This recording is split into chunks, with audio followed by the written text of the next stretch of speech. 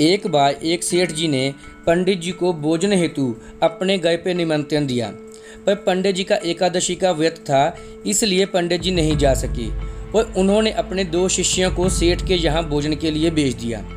जब दोनों शिष्य भोजन करके वापस लौटे तो एक शिष्य दुखी और दूसरा बहुत खुश था। तो पंडित जी ने दुखी शिष्य से पूछा, बेटा तुम इतने दुखी क्यों हो?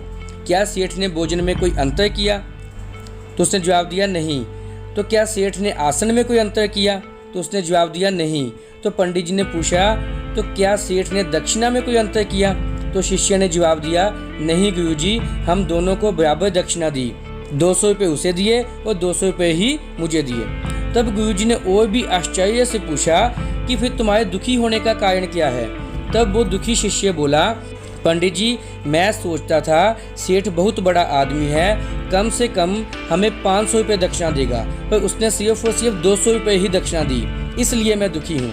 अब पंडित जी ने दूसरे से पूछा, बेटा तुम इतने प्रसन्न क्यों हो? तो वो शिष्य बोला, पंडित जी, मैं जानता था कि वो सेठ बहुत कंजूस है, ज़्यादा से ज़्यादा 50 रुपये या 100 रुपये दक्षिणा देगा, पर उन्होंने 200 रुपये दक्षिणा में दिए, इसलिए मैं बेहद प्रसन्न हूँ। दोस्तों, हमारे मन का भी बिल्कुल यही हाल है। इस छोटी सी कहानी से हम सीख सकते हैं कि असल में इस दुनिया में ना ही सुख है और ना ही दुख है, बस हमारी मन की दशा ही सुख और दुख निश्चित करती है।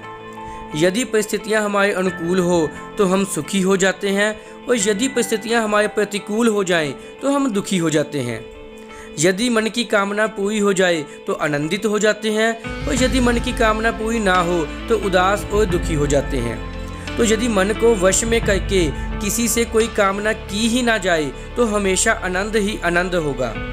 वो कहते हैं ना कि यदि इंसान मन के वश में है तो मन से बड़ा कोई दुश्मन नहीं, और यदि मन इंसान के वश में है तो मन से बड़ा कोई दोस्त नहीं। तो अपने मन को हमेशा वश में रखिए और ज़िंदगी का आनंद लीजिए। ऐसे ही लाइफ चेंजिंग वीडियो देखने के लिए सब्सक्राइब कीजिए आपके अपने चैनल फाइटर ग्रुप को, और हर नई वीडियो की अपडेशन के लिए बेल आइकॉन को प्रेस कर दीजिए। और यदि आप इंस्टाग्राम पे हैं तो हमें फॉलो करना मत भूलिए।